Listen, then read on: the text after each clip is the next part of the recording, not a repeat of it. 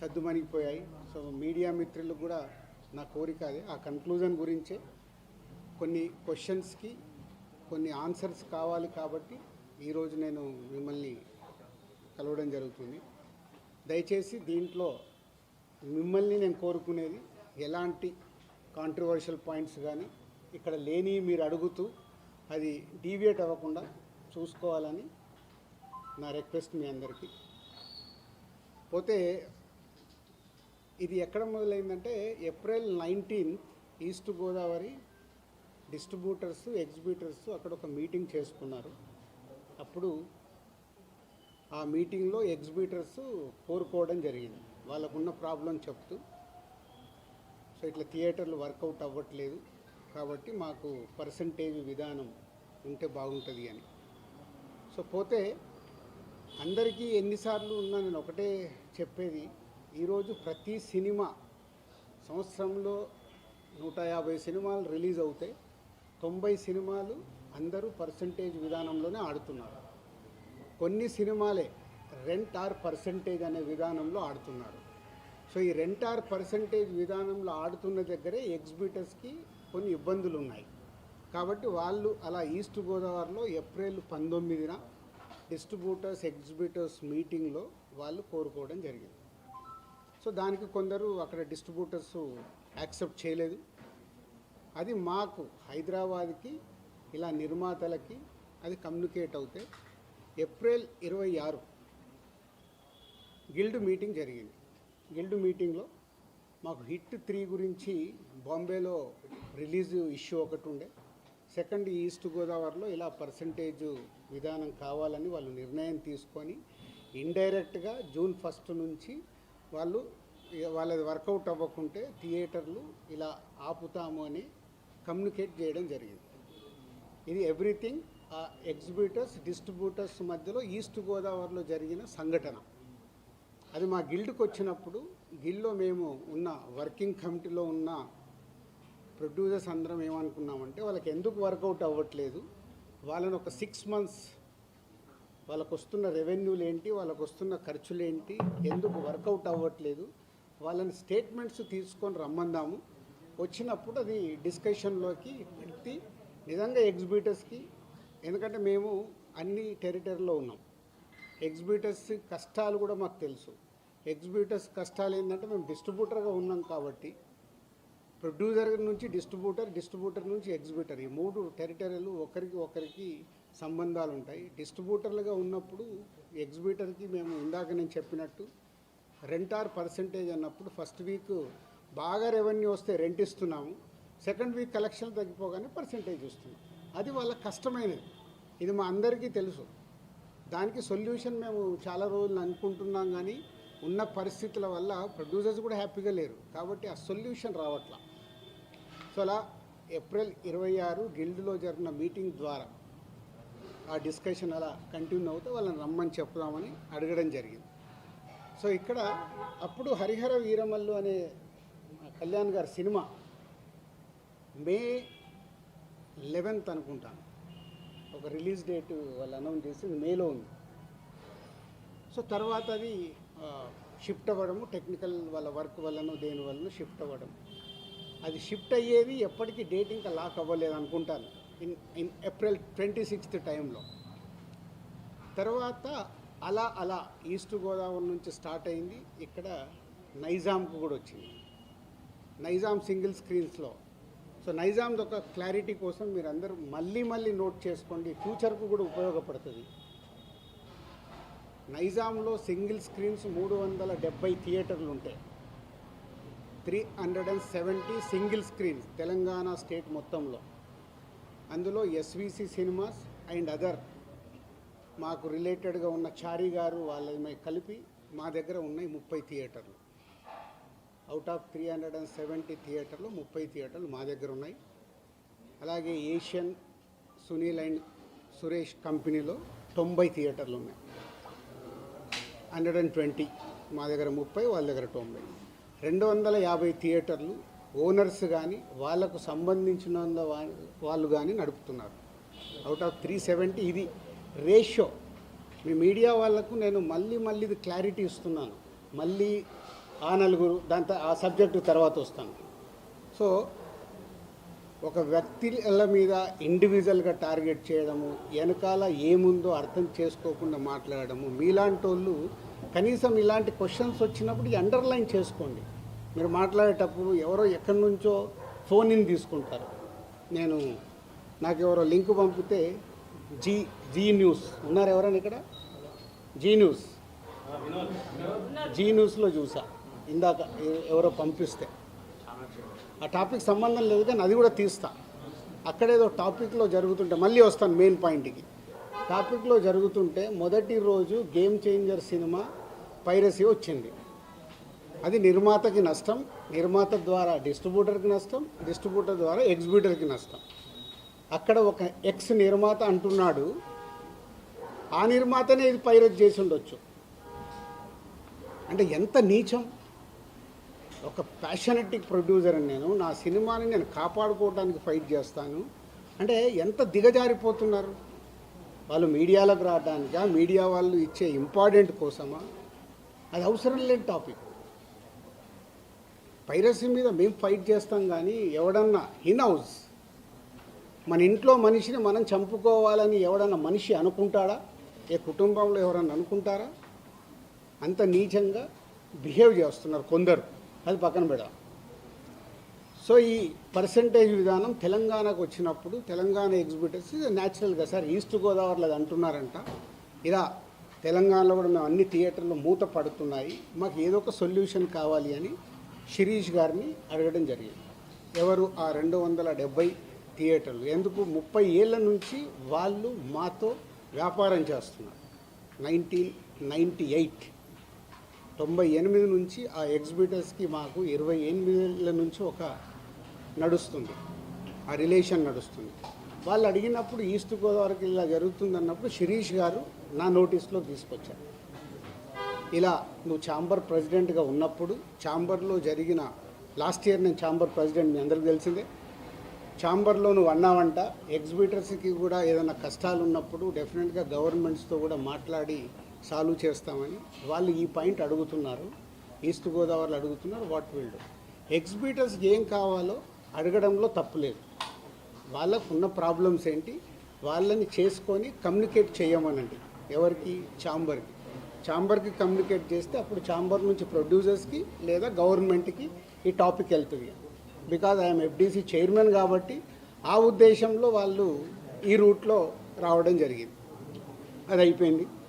So నేను నా vacation కోసం నేను హాలిడే వెళ్ళాను.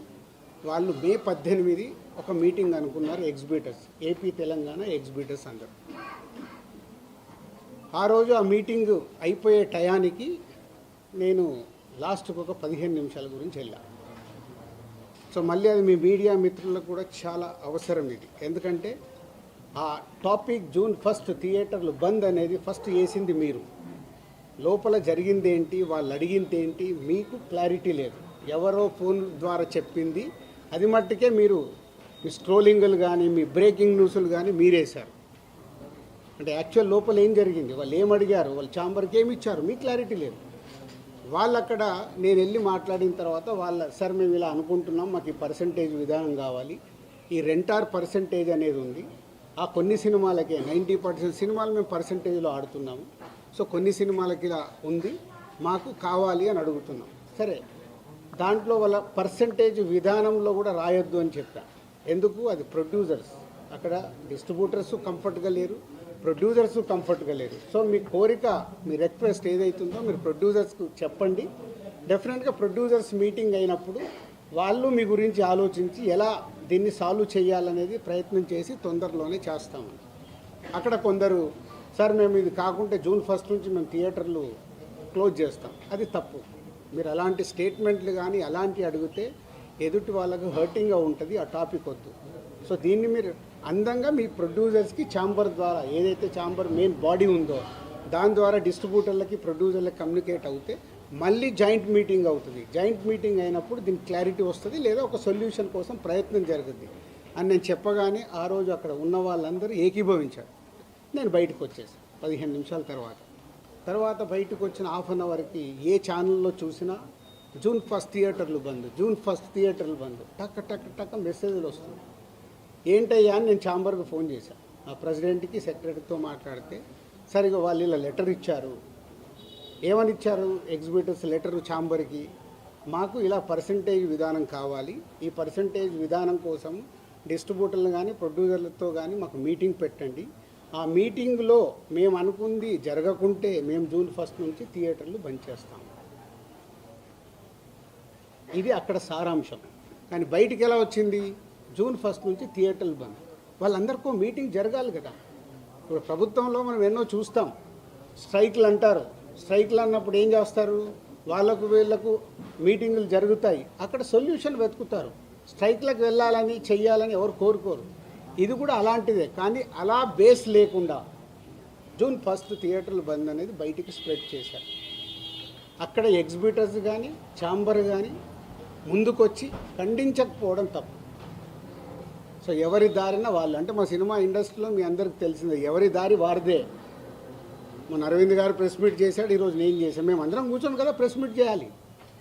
ఇండస్ట్రీకి సంబంధించిందంటే మేమందరం, మమ్మల్ని పెద్దలు అంటారు, మాకు రెస్పాన్సిబిలిటీ ఇస్తారు. కానీ మా దాంట్లోనే మేము అందరం కూర్చొని మాట్లాడడానికి భయం, ఎవరు మాట్లాడితే ఏది ఎలా వెళ్తుందని.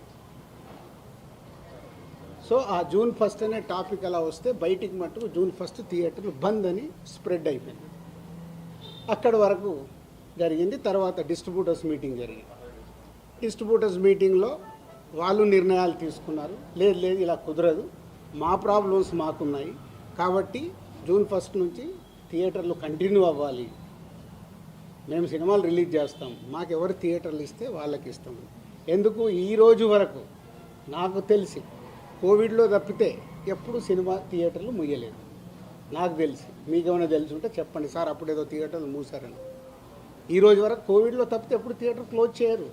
సినిమాలు రిలీజ్ ఉంటే సినిమాలు వేసుకోవాలనుకుంటారు ఎగ్జిబిటర్, మూసుకుంటే వాళ్ళకే నష్టం. ఆ రోజు ఆ మీటింగ్లో ఇంకొకటి కూడా నేను అండర్లైన్ చేసే వాళ్ళకి, 56 రోజులు మేము షూటింగ్లు ఆపాం, మేము ఏమీ సాధించలేకపోయాం. నిర్మాతలుగా ఏదైనా సాధించగలిగితే నిర్మాతలే సాధించాలి. ఎందుకు? ఎవ్రీవేర్ మేమే ఉంటాం కాబట్టి. మాకే ధైర్యం లేదు, మీరు ఎక్కడికి వెళ్ళి అవుతారో అది సాధ్యం కాదు అంటే వాళ్ళందరూ ఏకీభవించడం జరిగింది. తర్వాత స్ప్రెడ్ అయింది. డిస్ట్రిబ్యూటర్స్ మీటింగ్లో వాళ్ళు కాల్ తీసుకున్నారు, బంద్ వద్దు, బంద్ టాపిక్ లేకుండా వాళ్ళ ప్రాబ్లమ్స్ ఏమున్నాయో పెట్టండి. తర్వాత ప్రొడ్యూసర్స్ మీటింగ్ జరిగింది. ప్రొడ్యూసర్స్ మీటింగ్లో ఆ రోజు నేను పార్టిసిపేషన్ చేయడం జరిగింది. ప్రొడ్యూసర్స్ అందరం కూడా యునానిమస్గా ఎగ్జిబిటర్స్కి ప్రాబ్లమ్స్ ఉన్నాయని చెప్తున్నారు.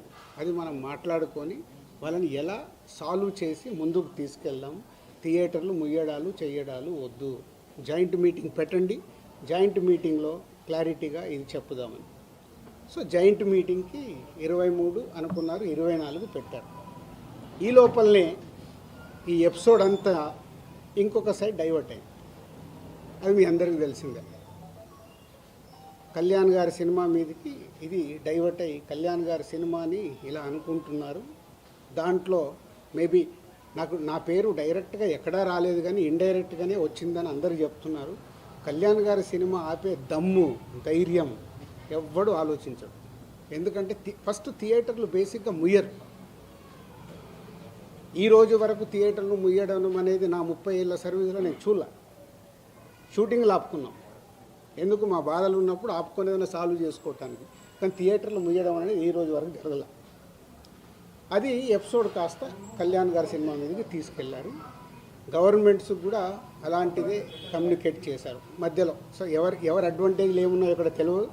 అడ్వాంటేజ్లు ఉన్న వాళ్ళు భయంతోనో భక్తితోనో కమ్యూనికేషన్ రాంగ్గా కమ్యూనికేట్ అయింది. సో అప్పుడు దుర్గేష్ గారు మినిస్టర్ నాతో మాట్లాడడం జరిగింది. ఆ రోజు కూడా నేను చెప్పాను, సార్ థియేటర్లు ముయ్యరు, అది జరిగింది, జాయింట్ మీటింగ్ ఉంది, ఈ జాయింట్ మీటింగ్లో క్లారిటీ వచ్చేస్తుంది. జాయింట్ మీటింగ్తో అందరూ యునానిమస్గా ఒప్పేసుకొని క్లోజ్ చేశారు. బట్ ఈ లోపలనే గవర్నమెంట్ సైడ్ నుంచి గవర్నమెంట్కి వెళ్ళిన కమ్యూనికేషన్ వల్ల థియేటర్లు ఇట్లా కళ్యాణ్ గారి సినిమాని ఇలా టార్గెట్ చేస్తున్నారు, ఇలా అనేది ఒక రాంగ్ కమ్యూనికేషన్ అని నేను అనుకుంటున్నాను. మరి అది వాళ్ళకి రాంగ్గా వెళ్ళిందా రైట్గా వెళ్ళిందా నాకు తెలియదు. But my point of views wrong కమ్యూనికేషన్తో కళ్యాణ్ గారి సినిమా మీదకి తీసుకెళ్ళారు. మే 30 అప్పటికే భైరవం అనౌన్స్ అయింది. జూన్ 5 కమల్ హాసన్ గారి సినిమా అనౌన్స్ అయింది. జూన్ 12 కళ్యాణ్ గారి సినిమా ఉంది. జూన్ 20 కుబేరా ఉంది. సో ఈ నెలంతా కంటిన్యూగా సినిమాలు ఉన్నాయి. అలాగే జూలై 4th మేము ముందు తమ్ముడు అనుకున్నాం, మొన్న కింగ్డమ్ అనౌన్స్ చేశారు, దానికి మేము ఇంకా జూలైలో ఇంకో డేట్ చూస్తున్నాం. ఇలా జూన్, జూలై, ఆగస్ట్, సెప్టెంబర్ కంటిన్యూగా సినిమాల ఫ్లో ఉంది. ఈ టైంలో ఇండస్ట్రీని ఎలా మనం కాపాడుకోవాలి ఉన్న సినారియోలో ఏప్రిల్ మే అనేది is a main season for film industry. Total మనందరికీ తెలుసు ఏప్రిల్ మే టోటల్ థియేటర్లు మూతపడ్డాయి. మేబీ సినిమాలు సరైన సినిమాల్ని మనం ఆడియన్స్కి ఇవ్వక, ఐపీఎల్ వల్ల ఏ కారణం చేతైనా ఏప్రిల్ మే అనే కీ సీజన్, సినిమా ఇండస్ట్రీకి కీ సీజన్, సినిమాలు లేక మూతపడుతూ ఉన్నాయి థియేటర్లు. ఇవన్నిటికీ పరిణామాలు ఎక్కడి నుంచి ఎక్కడికి వెళ్ళాయి, అసలు లోపల ఏముంది, బయటికి వచ్చింది ఏంటి? మన శాస్త్రం ఉంది. చిన్నప్పుడు సార్ నేను పాము చూశాను ఒక ఆయన అంటాడు, పక్క ఆయన వెళ్ళి అరే ఆడికి పాము కాదు పడిగిప్పిందట అంటాడు. ఇంకొక ఆయన మూడో మనిషి దగ్గరికి వెళ్ళి పడిగిప్పడం మీద బాబు కాటేయడానికి కూడా వచ్చిందట అంటాడు. యాక్చువల్ మొదట ఆయన చూసింది పామునే, పడగైంది, పడగకెళ్ళి కాటు. అంటే ముగ్గురు మనుషుల్లో ఎంత కమ్యూనికేషన్లో వెళ్తుంది. లోపల థియేటర్ వాళ్ళు ఈస్ట్ గోదావరిలో మొదలైంది. ఇప్పుడు ఆ ఈస్ట్ గోదావరి మొదలైన ఆయన మొన్న ఒక దాంట్లో ఇంటర్వ్యూ కూడా ఇచ్చాడు. ఆ వ్యక్తి ఇంటర్వ్యూ కూడా ఇచ్చాడు, ఏం జరుగుతుంది ఏంటి ఇండస్ట్రీ అని. ఆ వ్యక్తి ఇప్పుడు తీసుకొచ్చి దాన్ని మొత్తము తెలంగాణకి కనెక్ట్ చేసేసాడు. ఏప్రిల్ 19 ఈస్ట్ గోదావరిలో ఆయన అధ్యక్షతన మీటింగ్ జరిగితే అది ఎక్కడికి వెళ్ళి ఎక్కడికి తీసుకొచ్చారు. సో ఇది టోటల్ ఎపిసోడ్. దీనికి ముందుగా నేను అందుకే దుర్గేష్ గారికి ముందు థ్యాంక్ చెప్పింది ఏంటంటే 9 రోజుల్లో ఎక్కడెక్కడో వెళ్తుంది. ఎందుకంటే సినిమా వాళ్ళకి 2 ప్రభుత్వాలు చాలా ఇంపార్టెంట్. ఇక్కడ కూడా నన్ను సీఎం రేవంత్ రెడ్డి గారు ఎఫ్డీసీ చైర్మన్గా పెట్టడానికి రీజనే అది. నేను చాలా బిజీగా ఉన్నంటే లేదు ప్రభుత్వానికి గవర్నమెంట్కి మధ్యలో నీలాంటి వాళ్ళు ఉంటే ఏ సమస్యలు ఉన్నా ఈజీగా కమ్యూనికేషన్ అవుతే సాల్వ్ అవుతుందని. అలాగే ఏపీలో మనం చూసాం. ఏపీలో అంతకుముందు ప్రతి ఒక్కదాన్ని భయపడుతూ ఉన్న తర్వాత కళ్యాణ్ గారు వచ్చి గవర్నమెంట్ ఫామ్ అయిన తర్వాత అప్పుడు నేను ఛాంబర్ ప్రెసిడెంట్ని, అందరినీ రమ్మంటే అందరం వెళ్ళి కళ్యాణ్ గారిని కలవడం కానీ, కళ్యాణ్ గారు ఇండస్ట్రీకి చేసిన సపోర్టు మామూలుది కాదు. ఆ రోజు మీకు టికెట్ రేట్లు కావాలన్నా, మీకేం కావాలన్నా ఈజీగా తీసుకెళ్ళండి అని. ఇప్పుడు కళ్యాణ్ గారు చెప్పిన తర్వాత ప్రతి ప్రొడ్యూసర్ ఏం చేస్తున్నాడు, ఏదో మన పక్కింటికి వెళ్ళినట్లు వెళ్ళి టికెట్ రేట్లు తెచ్చుకుంటున్నాడు. ఎవరికే కష్టం లేదు, వెళ్ళడం, ఒక అప్లికేషన్ పెట్టడం, ఫోన్లో మాట్లాడుకోవడం, టికెట్ రేట్లు తెచ్చుకోవడం. అంతకు మించి ప్రొడ్యూసర్లు అందరం యూనిట్గా వెళ్దాము, గవర్నమెంట్ని కలుద్దాము, మా ఛాంబర్ నుంచి అందరము వెళ్దాము, ఎవరికి ఉండదు. మాకు ఆ వారం కష్టం వస్తుంది కాబట్టి, ఫ్రైడే మా సినిమా రిలీజ్ ఉంటుంది కాబట్టి ఆ వారం ముందు మేము మేలుకుంటాం. అరే మన సినిమా రిలీజ్ అవుతుంది, మనకు ఆ రాష్ట్రంలో ఈ రాష్ట్రంలో టికెట్ రేట్లు కావాలని పరిగెత్తుతాం. బట్ అందరం కలిసి యూనిటీగా ఉన్న ప్రాబ్లమ్ని కూర్చొని సాల్వ్ చేద్దాం అని ఆలోచించేది మా దాంట్లో తక్కువ. సరే నెక్స్ట్, ఇది టోటల్ ఎపిసోడ్ మీకు అర్థమైంది. ఈరోజు గవర్నమెంట్ నుంచి అక్కడి నుంచి సానుకూలంగా రావడం చాలా హ్యాపీ మూమెంట్. కాబట్టి దీన్ని కన్క్లూడ్ చేద్దామనే మీ అందరికీ చెప్పడం. ఎందుకంటే ఇక్కడ I'm important person for both industries. అలాగే ఉత్తరాంధ్రలో, నైజాంలో, తెలంగాణలో ఎలా అయితే చెప్పానో, మాకు ఆంధ్రప్రదేశ్ మొత్తంలో ఉత్తరాంధ్రలో మాకు డిస్ట్రిబ్యూషన్ ఆఫీస్ ఉంది. అక్కడ ఒక 20 థియేటర్లు మా ఎస్వీసీకి ఉన్నాయి. అక్కడ 20, ఇక్కడ 30. మళ్ళీ మీరు ఇది అండర్లైన్ చేసుకోండి. మళ్ళీ టాపిక్ నాకు చికాకు ఉంది. నేను ఎందుకంటే ఇక్కడ మంచి సినిమాలు తీస్తూ ప్రొడ్యూసర్గా 22 ఏళ్లలో ఇక్కడ వరకు గ్రో అవుతూ నేను ఇంకా కొత్తగా ఆలోచిస్తున్నాను. మొన్ననే దిల్ రాజు డ్రీమ్స్ అని అనౌన్స్ చేశాను. కొత్త టాలెంట్కి నా 30 ఏళ్ళ ఎక్స్పీరియన్స్ని ఉపయోగపడేలాగా చేయాలి. అలాగే ఒక అనే ఒక కొత్త టెక్నాలజీ వస్తుంది, దాని ద్వారా ఇండస్ట్రీకి కొత్తగా వచ్చే వాళ్ళకి ఉపయోగపడాలి. నా థాట్స్ ఇవి. నేను ఇంకా కిందికెళ్ళి వ్యాపారం మీదనే కాదు, మంచి సినిమాలు తీయాలి, మంచిగా ముందుకెళ్ళాలి. నాతో పాటు చాలామందికి నేను హెల్ప్ అవ్వాలనేది నా వ్యూ, నా విష్. ఇది ఇంపార్టెంట్ ఇవ్వండి. అనవసరమైన వీటికి ఇంపార్టెంట్ ఇచ్చేసి ఫోటో వేస్తే మనకు వ్యూస్ వస్తాయి కదా, ఈయన మీద కామెంట్ చేస్తే మనకి ఏదో వస్తుంది కదా అని వదిలేయండి దయచేసి. మీరు ఎవరన్నా దాంట్లో ఉన్న వాళ్ళు ఉంటే, ఇందాక ఒక ఛానల్ వాళ్ళకు చెప్పాను కదా, అది ఇంపార్టెంట్. ఒక వ్యక్తి గురించి మనం చేస్తున్నామంటే కొంచెం అనాలిసిస్ చేసుకొని చేయాలి. సో నిన్న మా అరవింద్ గారు మాట్లాడడం జరిగింది. అరవింద్ గారికి ఉన్నది ఆయన ఒక క్లారిటీ ఇచ్చాడు. ఆయన మొత్తంలో అలా 15 థియేటర్లు ఉన్నాయి అని చెప్పడం అది నిజం. చాలామంది ఏమనుకుంటారంటే ఆయన కూడా ఏదో దున్నేస్తున్నాడు, ఆయన ఏదో చేసేస్తున్నాడు. ఆయన క్యూబ్ అనే కంపెనీలో వాళ్ళు ఎప్పుడో పెట్టిన కంపెనీలో ఆయన పార్ట్ ఆఫ్ ద క్యూబ్. ఇట్లా ఇదే వ్యాపారంలో ఉన్నప్పుడు మేము ఇప్పుడు నేను దిల్ రాజు డ్రీమ్స్ అని కొత్తగా స్టార్ట్ చేస్తున్నాను. కొత్త వాళ్ళ కోసం అనే ఒక కంపెనీ కొత్తగా వస్తుందని స్టార్ట్ చేస్తున్నాను. అవి కొత్తగా వస్తున్నాయి కాబట్టి నేను కొత్తగా ఆలోచించి వెళ్తే 10 ఏళ్ల తర్వాత దిల్ రాజు గారు ఎందుకు పెట్టుకున్నాడు అంటే నేను ఏం చేయగలను? 10 ఏళ్ల తర్వాత క్వశ్చన్ వస్తాయి. ఒక కొత్తది వస్తున్నప్పుడు మేము ముందుకు వెళ్తాం. ప్రభుత్వాలని కలుపుకుంటూ ఇండస్ట్రీకి ఏం కావాలి, ప్రభుత్వాలు చేస్తేనే ఇండస్ట్రీకి ఏ సమస్య వచ్చినా ప్రభుత్వాలే చేయాలి.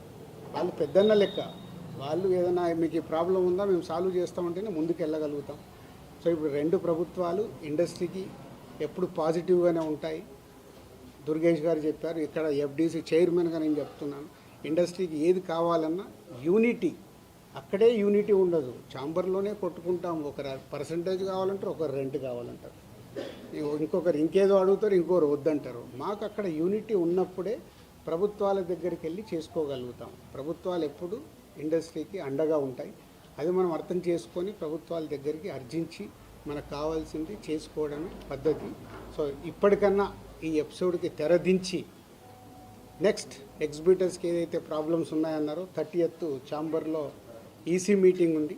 మొన్న అందరము ఎగ్జిబిటర్స్, డిస్ట్రిబ్యూటర్స్, ప్రొడ్యూసర్స్ మీటింగ్లో అనుకోవడం జరిగింది. ఆ ఈసీ మీటింగ్లో నిర్ణయాలు తీసుకొని కమిటీ వేసుకొని ఆ కమిటీ ద్వారా ఇప్పుడు ప్రభుత్వాలకి కూడా ఏ డిస్ట్రిబ్యూటర్స్తోని పెద్ద ప్రభుత్వంకి సంబంధం ఉండదు. ఎందుకంటే అది ఓన్లీ ఫైనాన్షియల్ లావాదేవీలే ఉంటాయి. ఎగ్జిబిటర్కి, ప్రొడ్యూసర్స్కి ప్రభుత్వంతో కనెక్షన్ ఉంటుంది.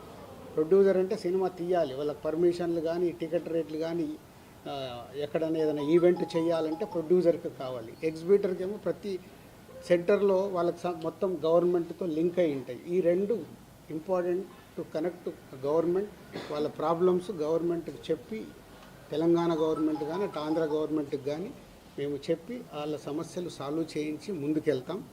సో ఇది మీరందరూ కూడా అర్థం చేసుకొని దీన్ని ఎలాంటి నెగిటివ్ పబ్లిసిటీ లేకుండా చేసి ఈ రోజుతో దీన్ని కన్క్లూడ్ చేస్తారని ఆశిస్తూ మీ అందరికీ ధన్యవాదాలు.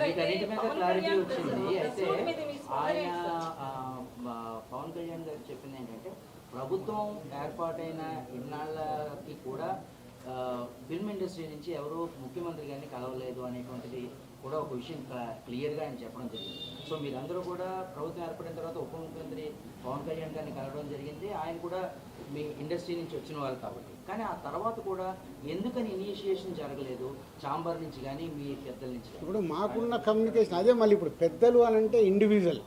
మళ్ళీ ఇక్కడ ఏమవుతుందంటే నాకు ప్రాబ్లం ఉంటే నేను పరిగెత్తా, నాగవంశికి ప్రాబ్లం ఉందంటే ఆయన పోయి టికెట్లు తెచ్చుకుంటున్నాడు, మైత్రోళ్ళకి ప్రాబ్లం ఉందంటే వాళ్ళు పోయి టికెట్లు తెచ్చుకుంటున్నారు. అంటే ఈజీ యాక్సెస్. నా ప్రాబ్లం కదా ఇది, నేనే వెళ్ళాలి కదా అని ఇండస్ట్రీ తరఫున డ్రైవ్ చేసి తీసుకెళ్లాల్సింది ఓన్లీ ఛాంబర్. ఇప్పుడు ఆర్టిస్టుల సైడ్ అంటే మూవీ ఆర్టిస్ట్ అసోసియేషన్. ఛాంబర్ ద్వారా అడిగితే 2 సార్లు మేము కలవడం జరిగింది. ఎఫ్డీసీ ద్వారా అడిగాము అపాయింట్మెంట్, మాకు ఇంకా అపాయింట్మెంట్ రాలేదని వాళ్ళ దగ్గరికి వెళ్ళి వచ్చింది. ఎందుకంటే నేను లాస్ట్ ఇయరే ఛాంబర్ ప్రెసిడెంట్. వన్స్ నేను ఛాంబర్ ప్రెసిడెంట్ నుంచి బయటకు వచ్చాక ఎఫ్డీసీ చైర్మన్ అయ్యాను కాబట్టి నా ఫోకస్ దగ్గర. సో ఇక్కడ ఎఫ్డీసీ చైర్మన్ నా పనులు చేసుకుంటూ ఫోకస్. మాకు ప్రాబ్లం ఉన్నప్పుడే ఛాంబర్కి వెళ్తాం. ఇది నిజం, దీంట్లో ఏం అబద్ధం లేదు. మాకు ప్రాబ్లం లేకుంటే ఎవ్వరము ఆ ఈసీ మీటింగ్కి వెళ్ళి అటెండెన్స్ వేసి బయటకు వచ్చేస్తాం. ఇప్పుడు కళ్యాణ్ గారికి ఏమైనా కోపం వస్తే పెద్దన్న అన్నాను కదా, పెద్దన్న తిడతాడు, పడతాము, ఏముంది. వాళ్ళ హర్ట్ అయ్యారు కళ్యాణ్ గారు, హర్ట్ అవుతే మమ్మల్ని తిట్టే అధికారం వరకు ఉంది కదా, అట్లా ఆలోచిద్దాం. కళ్యాణ్ గారి గురించి నేను 22 ఏళ్ళ నుంచి చూసిన. ఆయన కోపం వచ్చినప్పుడు ఆయన కోపపడేలాగా ఎపిసోడ్ జరిగింది, కానీ వారి సినిమానే టార్గెట్ చేశారనేది ఒక నెగిటివ్గా వారి దగ్గరికి వెళ్ళింది. అది కాదు ఇది ఇక్కడ జరిగింది. June 1 థియేటర్లు బంద్ అని మీరందరూ హెడ్లైన్స్ ఇవ్వడమే మేజర్ ప్రాబ్లం. అక్కడే ఒక సమస్య ఛాంబర్ సరిగ్గా ఎఫిషియన్సీగా రెస్పాండ్ అవ్వకపోవడం వల్లనే ఇది జరిగిందని మేమంటే దానికి మీ సమాధానం ఏంటి? నాకు తెలియదు కదా, నాకు తెలియదు. నేను ఇప్పుడు నీకు ఎలా నేను కన్క్లూజన్ ఇస్తాను? లోపల ఏమి జరిగింది మీకు ఒకటి, మీరందరూ ప్రాపర్గా మీకు కమ్యూనికేషన్. ఎస్, ఇప్పుడు అక్కడి నుంచి ఒక ప్రెస్ నోట్ వచ్చింది. ఇప్పుడు ఏపీ గవర్నమెంట్ నుంచి మినిస్టర్ గారి దగ్గర నుంచి ఒక ప్రెస్ మీట్ వస్తే ఆ ప్రెస్ మీట్ ఎంత అందంగా ఉంది. మేము ఛాంబర్ కూడా అదే చెప్తాం, ఏదున్నా పేపర్ మీద ప్రెస్ మీట్ లాగా పంపించండి అని. అక్కడ ఉండే 20-25 మంది బయటకు వచ్చి ఎవరికో తెలిసిన వాళ్ళకు ఒక న్యూస్ కమ్యూనికేట్ చేస్తారు. లోపల ఏం జరిగింది తెలుసా ఇది అని, అది హైలైట్ అవుతుంది. వెనకాల జరిగిన స్టోరీ లేకుండా ఓన్లీ క్లైమాక్స్ చెప్తేలా సినిమా అర్థం కాదు కదా. ఓన్లీ క్లైమాక్స్ ఒకటి వింటే సినిమా అంతా చూస్తే కదా. నేను అందుకే లోపల ఉన్నాను కాబట్టి చెప్తున్నాను. ఇది చెప్పడానికే ఈరోజు నేను ప్రెస్ మీట్ పెట్టింది. లోపల ఏం జరిగింది, ఈ ఎపిసోడ్ ఎలా స్టార్ట్ అయింది, ఎవరి దాళ్ళు భుజాలు తడుముకుంటున్నారు, నాకెందుకు థియేటర్లు బంద్ లేదు అని చాంబర్ వెంటనే ప్రతిస్పందించిన ఇంతవరకు నేను అదే కదా చెప్తా ముందు. అంటే అక్కడ ఎగ్జిబిటర్స్ ఒకలాగా ఉన్నారు, ప్రొడ్యూసర్స్ ఒకలాగా ఉన్నారు, డిస్ట్రిబ్యూటర్స్ ఒకలాగా ఉన్నారు. ఛాంబర్ ఏం చూస్తుంది, ఛాంబర్కి అక్కడ లెటర్లో క్లియర్గా ఉంది, కమ్యూనికేషన్ ఈజ్ ఇంపార్టెంట్. వాళ్ళు చేసుంటే ఇవి చర్చలు జరుగుతున్నాయి, చర్చలు ఫలించకుంటే ఇది అండర్లైన్, చర్చలు ఫలించకుంటే వాళ్ళు థియేటర్లు మూసుకుంటామంటున్నారు. ఇది ఎక్కడుంది? జూన్ 1 థియేటర్ బంద్, జూన్ 1 థియేటర్ బంద్, జూన్ 1 ఇదే. రాజుగారు రెండు డౌట్స్ అండి. ఇండస్ట్రీలో మాట్లాడుకుని 2 క్వశ్చన్లు అడుగుతాను, మీరు మీకు ఇబ్బంది రాకపోతే అడగండి. ఉపయోగపడేది ఉంటే అడగండి, కాంట్రవర్షియల్ పాయింట్స్ అడగండి. లేదండి, ఏంటంటే సెక్టార్ చైర్మన్ రాంప్రసాద్ గారి చేత మీటింగ్ పెట్టించింది దిల్ రాజు గారే అని చెప్పి ఒకటి. రెండోదేమో రెండో మీటింగ్ జరగగానే శిరీష్ గారు బయటకు వచ్చి ఇక్కడ ఏదన్నా మాట్లాడుకోనివ్వండి, బట్ జూన్ 1 నుంచి బంద్ ఉంటుంది, అది తెలంగాణ మాట, సునీల్ గారి మాట, శిరీష్ మాట ఒకటే అని అన్నట్టు. ఈ 2 ప్రచారాలు ఇండస్ట్రీలో ప్రొడ్యూసర్లు మాట్లాడుకుంటున్నారు, డిస్ట్రిబ్యూటర్లు మాట్లాడుతున్నారు. నేను ఇందాక చెప్తున్నా కదా, ప్రచారం అని అంటున్నారు. ప్రచారంలో నిజం ఎంత ఉంది, అదే ఉందో లేదో మీరు చెప్పండి. ఎవరికి తెలుసు అది నిజం ఉందా లేదా అని ఎవరికి తెలియదు కదా. ఇప్పుడు నేను ఛాంబర్ ప్రెసిడెంట్గా నేను ఎలక్ట్ అయినప్పుడు ఎగ్జిబిటర్స్ అందరూ ఈసీ మెంబర్స్ అక్కడ ఫస్ట్ ఛాంబర్ మీటింగ్లో అడిగారు, సార్ ఈ ప్రాబ్లమ్స్ ఉన్నాయి మాకు ఇలా కావాలి, డెఫినెట్గా మాట్లాడతామండి ప్రెసిడెంట్గా అని చెప్పాను. వాళ్ళ అధికారంతో మాట్లాడారు. అంతేగాని దిల్ రాజు గారు చెప్తే నేను ఎవరిని చెప్పడానికి?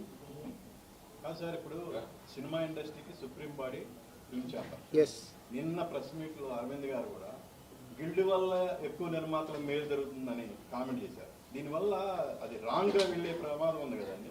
అంటే సుప్రీం బాడీస్ అనే వాటిని అన్నింటి పక్కన పెట్టి గిల్డ్ వల్లే న్యాయం జరుగుతుంది అనేది ఇండస్ట్రీలో అంత సీనియర్ ప్రొడ్యూసర్ అలా కామెంట్ అంటే ఇప్పుడు గిల్డ్ ఎందుకు ఏర్పడింది? ఎందుకు? సినిమాలు నిర్మించే వాళ్ళు 10 నుంచి 20 మందే యాక్టివ్గా ఉండేవాళ్ళు ఉన్నారు. వాళ్ళ సమస్యలు వాళ్ళకే తెలుస్తాయి. కాబట్టి మనం కౌన్సిల్లో మాట్లాడినా, అందరిట్లో ఛాంబర్లో మాట్లాడినా వీటికి మాకు సాల్వేషన్ రాదని గిల్డ్ అనేది ప్రారంభించడం జరిగింది.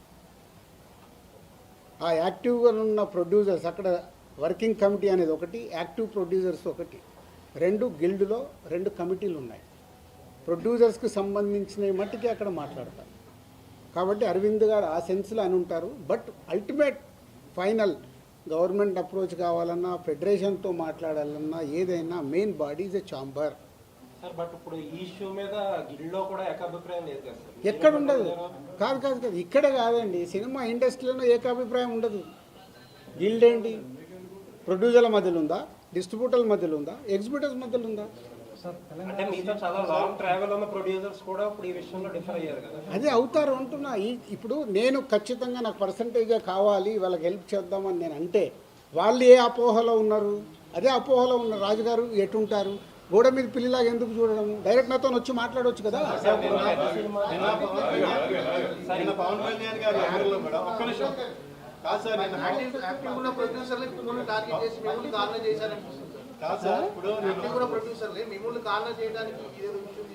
అరే మీకు టోటల్ ఎపిసోడ్ అర్థమవుతుంది కదా, మీ అందరికి అర్థమవుతుంది. మీలో నాకు తెలిసి మీరు అందరు జర్నలిస్ట్ మేధావులు. టోటల్ ఎపిసోడ్ మీకు క్లియర్గా అరటి పండు ఒలిసినట్టు ఓపెన్ చేశా.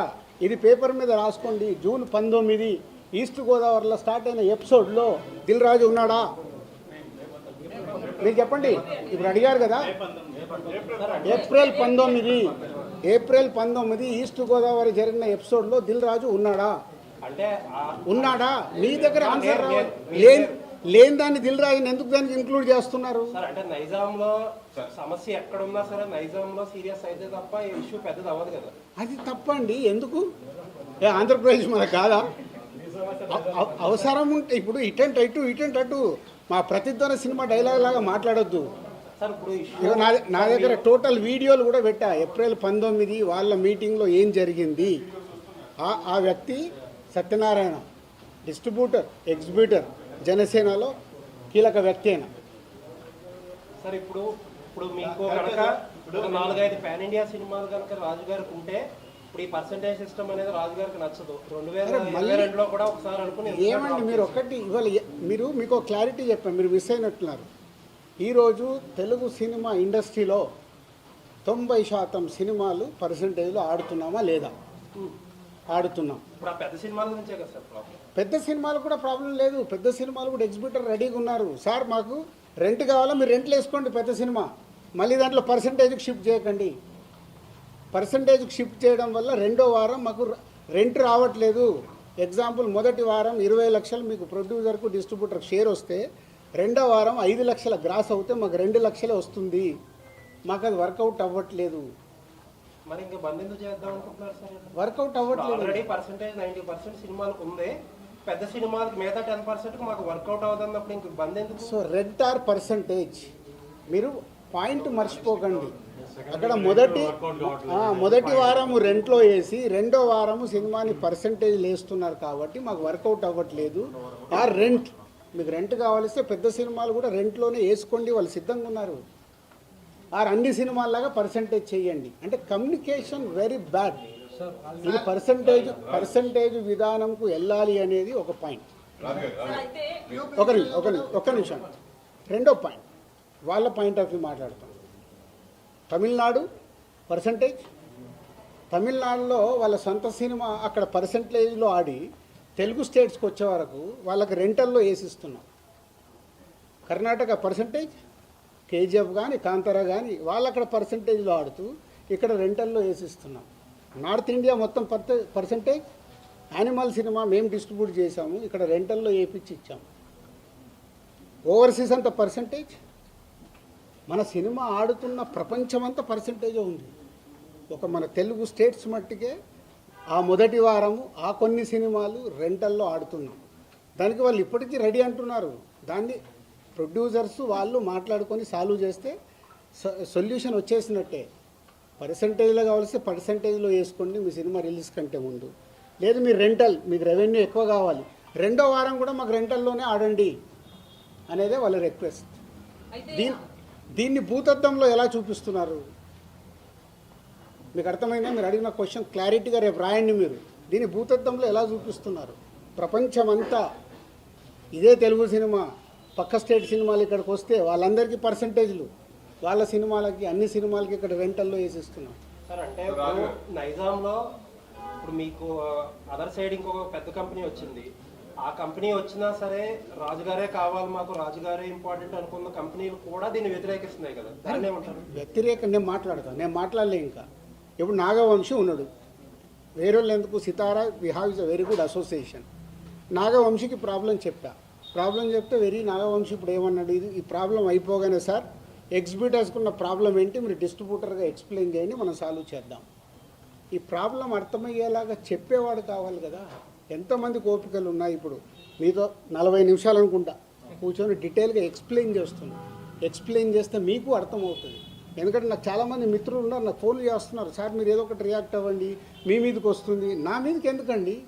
నేను వేరే లెవెల్కి వెళ్ళిపోయాను, నేను ఇంకా కింద లేను.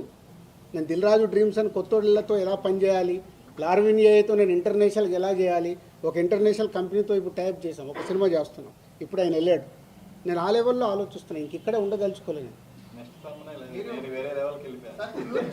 ఏదైనా అనుకోండి అంటే నా thinking I want is a new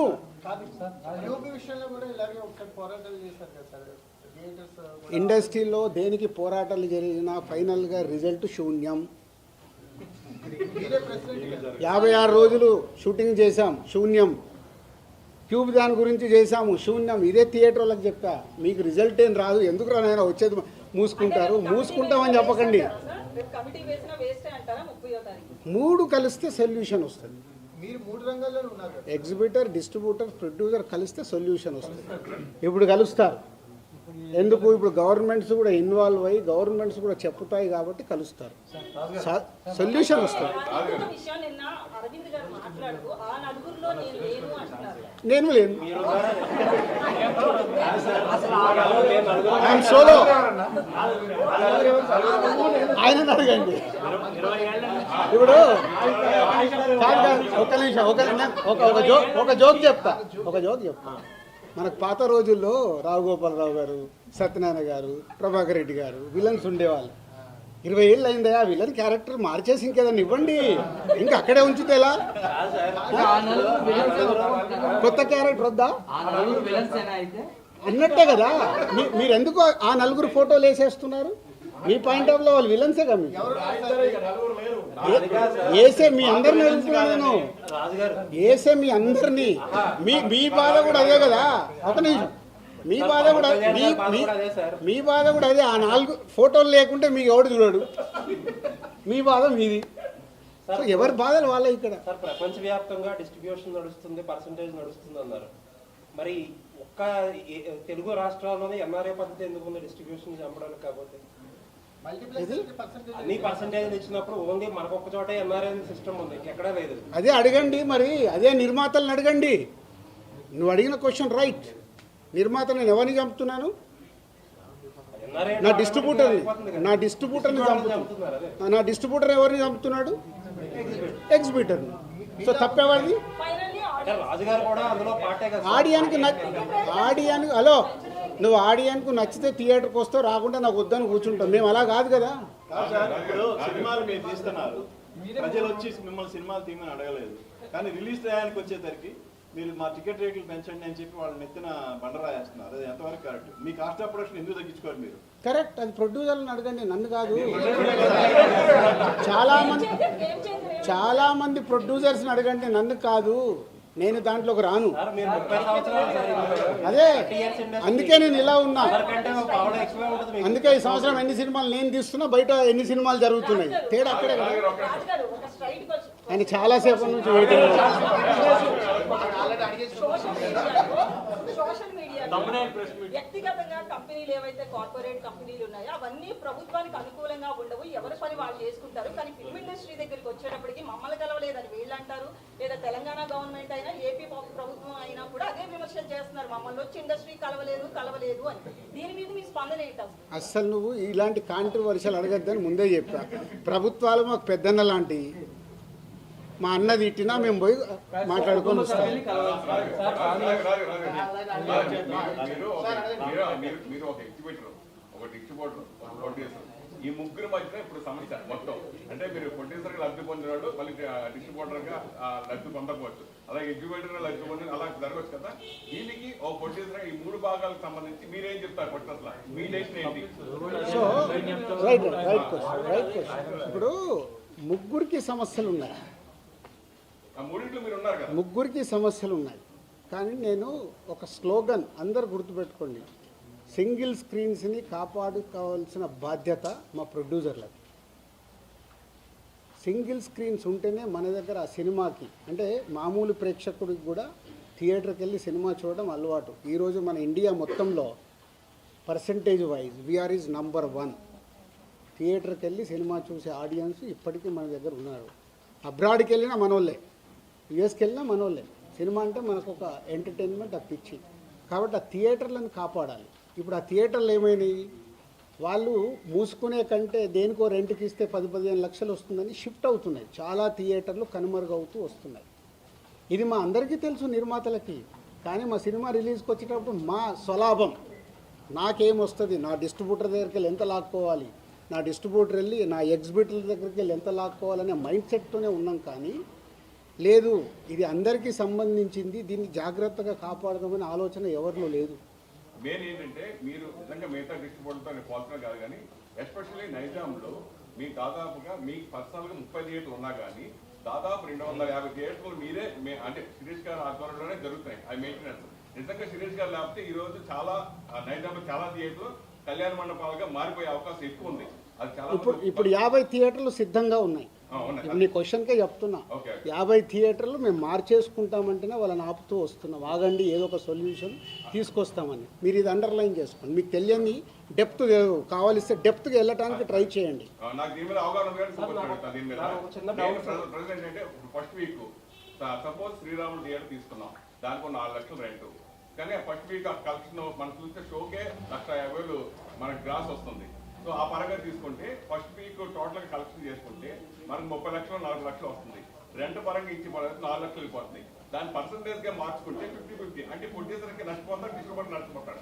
first week ఎందుకు అలా చేస్తాడు, ఎంత పర్సంటేజ్ ఒక్క చేస్తాడు? నిమిషం, అది అట్లా 50-50 ఎవరు ఇవ్వరమ్మా. అదే ఉంటే అది డిస్కషన్ వస్తుంది. ఆక్యుపెన్సీ మీద పర్సంటేజ్ ఉంటుంది. ఇప్పుడు అదంతా ఎంత ఉంటే అప్పుడు బాగుంటుంది? ఆక్యుపెన్సీ మీద డిస్కషన్ వచ్చినప్పుడు ఎగ్జిబిటర్స్, ప్రొడ్యూసర్స్ ఒక దగ్గరికి రీచ్ అవుతారు. ఎందుకు ఇది మన దగ్గర అవసరం లేదు. మన స్టేట్లో నా 30 ఏళ్ళ ఎక్స్పీరియన్స్లో తిరుపతి అనే టౌన్ పర్సంటేజ్లే. 30 ఇయర్స్ అయింది నేను ఇండస్ట్రీలోకి వచ్చాను. 30 ఇయర్స్ నుంచి తిరుపతి పర్సంటేజ్ ఎంత? ఒక్కో సినిమాని బట్టి. ఇప్పుడు పెద్ద సినిమా ఉందనుకో 25-75 ఇస్తారు. 75% డిస్ట్రిబ్యూటర్కే ఇస్తారు. బిగ్ ఫిలిం ఉంటే అట్లా సెకండ్ వీక్ వచ్చే వరకు మారుతూ వస్తుంది. మన ఎగ్జిబిటర్లు, ప్రొడ్యూసర్లని, డిస్ట్రిబ్యూటర్లని వాళ్ళు వయా మీడియాగానే సినిమా వేసుకోవాలనే గుల ఉంటుంది వాళ్ళకు. వాళ్ళు వెరీ కంఫర్టబుల్గా మాట్లాడితే వింటారు. కానీ మాట్లాడేటప్పుడు డిస్ట్రిబ్యూటర్కి, ఎగ్జిబిటర్ని శత్రువుగానే చూస్తాడు. సార్ మీరు ఇందాక ఒక మాట అన్నారు. ప్రొడ్యూసరు డిస్ట్రిబ్యూటర్కి నా సినిమా అమ్మేటప్పుడు అరే పక్కోడు కోటి ఇస్తుండ్రా, వీటి దగ్గర 1,10,000 ఎట్లా తీసుకుందాం. ఇదే మా ఆలోచన. నా సినిమా 1 కోటి వస్తుందా, 2 కోట్లు వస్తుందా, వస్తే నేను ఎలా తెచ్చుకుందామని కాదు. ముందు నేను సేఫ్ అయిపోవాలి. ఎంత సేఫ్ అవ్వాలి అనే ఆలోచనలతోనే ఇవి సమస్యలు. రాజుగారు మీరు ఇందాక సార్, థియేటర్స్ రాజుగారు కాపాడుకోవాలన్నారు కదా సార్. చాలా కాలం నుంచి, చాలా సంవత్సరాల నుంచి థియేటర్స్ నష్టాల్లో నడుస్తున్నాయి అనే మాట ఎక్కువ వింటున్నాం. కోవిడ్ తర్వాత ఇంకా ఎక్కువ. నష్టాల్లో నడుస్తున్నాయని కాదు, వర్కౌట్ అవ్వట్లేదు. అంటే సరే, వర్కౌట్ అవ్వట్లేదు. కోవిడ్ తర్వాత ఇంకా ఎక్కువైంది మనందరికీ. కోవిడ్ తర్వాతే మారిపోయింది. అయినా సరే ఈ రోజు మార్కెట్ లో ఒక థియేటర్ లీజ్కి ఇస్తే ఎందుకు ఇంకా లీజ్ ఎందుకు వదలట్లేదు? నష్టానికి ఎందుకు వ్యాపారం చేస్తున్నారు మీరు కానీ ఇంకొకరు కానీ ఇంకొకరు? నష్టానికి కాదండి. ఇప్పుడు వాళ్ళు ఏంటి, థియేటర్ వాళ్ళు ఇప్పుడు 250 సింగిల్ స్క్రీన్స్ ఉన్నాయి. ఓకే, వాడు నడవకుంటేనే కదా సార్ నాతో అవ్వట్లేదు, నేను మూసుకోవాలా, మీలాంటి వాళ్ళు ఎవరన్నా గ్రూప్లో నడుపుతారా? ఒకటి అందరు ఒక క్వశ్చన్ వేసుకోండి. 10 ఏళ్ళు వర్కౌట్ అవుతుందంటారా? 10 ఏళ్ళు అయింది. 10 ఇయర్స్ వెనకకెళ్ళి చూడండి. ఏపీలో, తెలంగాణలో ఎక్కడన్నా ఒక సింగిల్ స్క్రీన్ థియేటర్ కట్టారా? ఎందుకు కట్టట్లేదు? డిజిటల్ వచ్చినప్పుడు కట్టారు సార్. ఎందుకు కట్టట్లేదు? మరి అదే మీరెందుకు చేస్తున్నారు? లీజ్ ఓనర్లకు ఎందుకు వర్కౌట్ అందుకే వర్కౌట్ అవ్వట్లేదనే కదా. మళ్ళీ మీ అందరికి తెలిసింది ఒకటే, నా బ్యాలెన్స్ షీట్ ఇస్తా, మరి ఎందుకు చేస్తున్నారు? మీరు వస్తే నా కంపెనీలో బ్యాలెన్స్ షీట్ ఉంటుంది, 5 ఏళ్ళది బ్యాలెన్స్ షీట్ తీసుకొని చూడండి, ఏమవుతుందో తెలుస్తుంది. ఇందాక అన్నాను కదా, పాము పడిగే కాటు, అది ఫార్ములా. రాజుగారు ఇప్పుడు ఉన్నవి లీజ్ చేశారు 15 ఏళ్ళు, మేము గ్రౌండ్ లీజ్ చేసి చేస్తున్నాము, మధ్యలో వదిలేయలేం కదా. మొన్న అరవింద్ గారు అన్నారు, ఏమన్నారు నిన్న? అరవింద్ గారు మాట్లాడినా అన్నీ మాట్లాడుతున్నారు మీరు. నేను చూసా వీడియో, 15 థియేటర్లు ఉన్నాయి, అవి అయిపోగానే నేను వదిలేస్తున్నానని. మరి లాభం ఉంటే ఆయన ఎందుకు వదులుతాడు? ఎందుకు వదులుతాడు? మీరు అనుకున్నట్టు లాభమే ఉంటే వదలడు కదా. అది కాదు సార్, నిజామాబాద్లో థియేటర్ ఏషియన్ గీత ఎవరు సార్? ఏషియన్ గీత అని నిజామాబాద్లో డిస్ట్రిక్ట్ ఒక థియేటర్ ఉంది, అది ఎవరిది? అరవింద్ గారు పార్ట్నర్. 15 థియేటర్లు అదొకటి. నైజాంలో ఒక ట్రిపుల్ ఏ తప్ప ఇంకేం లేదు మరి. 15 ట్రిపుల్ అది ఎప్పటిదో అంటున్నది, 15 ఏళ్ళు అయిపోయింది. అది ఓనర్గా వాళ్ళ ట్రిపులే. ఇప్పుడు మీరు అందరూ మళ్ళీ చెప్తున్నా, ఏ తప్పు దొరుకుతుందా, దాన్ని ఎలా హైలైట్ చేద్దామా కాదు, బిగ్ గో ప్రాక్టికల్. అసలు ఏం ప్రాబ్లం ఉంది, ఆ ప్రాబ్లంకి ఉపయోగపడతారా ట్రై చేయండి, ప్రాబ్లంని చెడగొట్టడం కాదు. నేను ఓపెన్ ఛాలెంజ్, ఓపెన్గా ఉన్నా, సినిమా ఇండస్ట్రీకి ఇది ఉపయోగపడుతుంది సార్ అంటే మీతో నడవటానికి నేను సిద్ధంగా ఉన్నా. మీలో ఎంతమంది నిజాయితీగా నడవటానికి ఉన్నారు? ఓటీటీ అనేటువంటిది, దానివల్ల ఓటీటీకి తొందరగా సినిమాలు ఇచ్చేయడం వల్లే థియేటర్స్ అంతగా నడవట్లేదు అనేటువంటిది ఇది ఎవరు కాదనలేనిది. ఎంచేదంటే సినిమా రిలీజ్ అయిన 1 వీక్లో కూడా ఓటీటీలో సినిమా, అది ఒక్క రీజన్ కాదు మిస్టర్ ఫనీ, అది ఒక్క రీజన్ కాదు. అలా ఉంటే మరి, అలా ఉంటే కోట్ ఆడకూడదు, అలా ఉంటే మ్యాడ్ ఆడకూడదు. సంక్రాంతికి వస్తున్నాము, ఆడుతూనే ఉంది, ఓటీటీలు ఆడింది, టీవీలు ఆడింది, థియేటర్లు ఆడుతుంది. ఎందుకు ఆడింది 3 ప్లేస్లలో? సార్ ఇక్కడ అదే పాయింట్కి వస్తుంది. Reason not only 1 point, we have 5-6 points. Multiple problems ఉన్నాయి. థియేటర్కి ఆడియన్ని రాకుండా మన కలెక్షన్స్ తగ్గటానికి, ఫుట్ఫాల్ తగ్గటానికి మల్టిపుల్ ప్రాబ్లమ్స్ ఉన్నాయి. ఆ మల్టిపుల్ ప్రాబ్లమ్స్ మీద మీరు నిజంగా తెలివైన వాళ్ళు ముందుకొచ్చి మీడియా నుంచి దాని మీద పెట్టుకొని ఈ ప్రాబ్లమ్స్ ఉన్నాయి, ఫుట్ఫాల్ పెంచడానికి ఏం చేయాలనే దానికి ఒక ఉద్యమం స్టార్ట్ చేయండి. ఇంకా ఇండస్ట్రీకి మీరు అందరూ ఉపయోగపడిన వాళ్ళు అవుతారు. ఇది కాదు థియేటర్ ఆక్యుపెన్సీ పెరగకపోవడానికి మెయిన్ కారణం టికెట్ రేట్లు ఒకటైతే మంచి సినిమాలు రావట్లేదు అనేది అదే దాని మీద ఎందుకు చాంబర్ గానీ మీలాంటి ఛాంబర్ ఏం చేస్తుంది అబ్బా? నేను సినిమా తీస్తే ఛాంబర్కి ఏం సంబంధం? నా డబ్బు నాది. సినిమా మొదలు పెట్టేటప్పుడు నేను తోపు సినిమా తీస్తున్నానే మొదలు పెడతా. సార్ మీరు చాంబర్ ఆక్యుపెన్సీ పెరిగిందంటే ప్రాబ్లమ్స్ అన్నీ ఏమి ఉండవు కదా. ఆక్యుపెన్సీ పెరగాలంటే అవన్నీ జరగాలి కదా. అది ఫైనల్ గా అది ఎలా రిజల్ట్ ఇస్తుంది? సో మీ అందరికి ఒక రిక్వెస్ట్, నిజంగా ఇవన్నీ వదిలేద్దాం. మన ప్రేక్షకుల్ని థియేటర్కి తీసుకురావడానికి మనం అందరం కలిసి ఏం చేద్దాం? ఒక రూట్ మ్యాప్ వేయండి, నేను ముందు నిలబడతాను. Yes. దానికి మల్టిపుల్ ఇష్యూస్ ఉన్నాయి. ఆ ఇష్యూస్ మీద మనం ఫైట్ చేసి మనందరం, ఎందుకంటే మీరు సినిమా వల్ల ఏళ్ళ నుంచి బ్రతుకుతున్నారు, మేము సినిమా వల్లనే బతుకుతున్నాం కదా. దానికోసం సినిమా కోసం ఫైట్ చేద్దాం, ఇండివిజువల్ కాదు.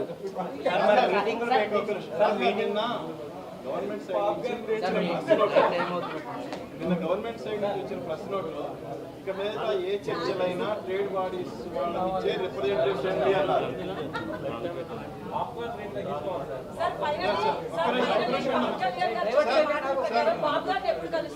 నిన్న ప్రభుత్వం సైడ్ నుంచి వచ్చిన ప్రెస్ నోట్లో ఇక మీద ఏదైనా ట్రేడ్ బాడీస్ నుంచే రిప్రజెంటేటివ్ రండి అన్నారు, ఇండివిజువల్స్ వద్దు అన్నారు.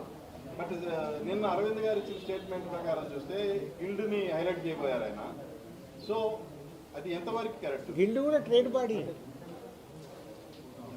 ప్రొడ్యూసర్స్ గిల్డ్ అది ట్రేడ్ బాడీ. అంటే ఇప్పుడు మీకు ఛాంబర్కి ఉన్న పవర్స్ లేవు. గిల్డ్ అంటే నిర్మాతలు అందరం మేము కలిపి చేసుకున్నది.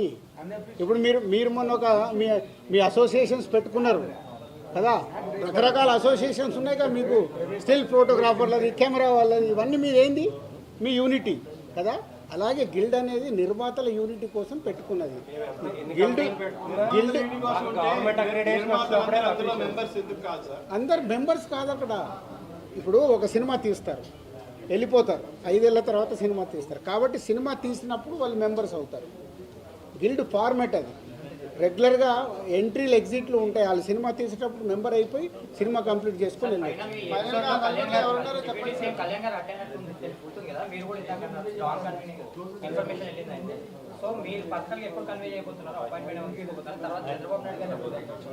గవర్నమెంట్ని కలవటానికి ఛాంబర్ ద్వారా వాళ్ళు అపాయింట్మెంట్ తీసుకొని వెళ్ళాలి, వాళ్ళు ఫార్వర్డ్ అయ్యి వెళ్ళాలి. ఇక్కడ తెలంగాణ గవర్నమెంట్ని కలుస్తా అంటే నేను ఆల్రెడీ ఇంతకుముందు కల్పించాను, ఎప్పుడైనా నేను రెడీ. అలాగే అక్కడికి నేను ప్రొడ్యూసర్గా, డిస్ట్రిబ్యూటర్గా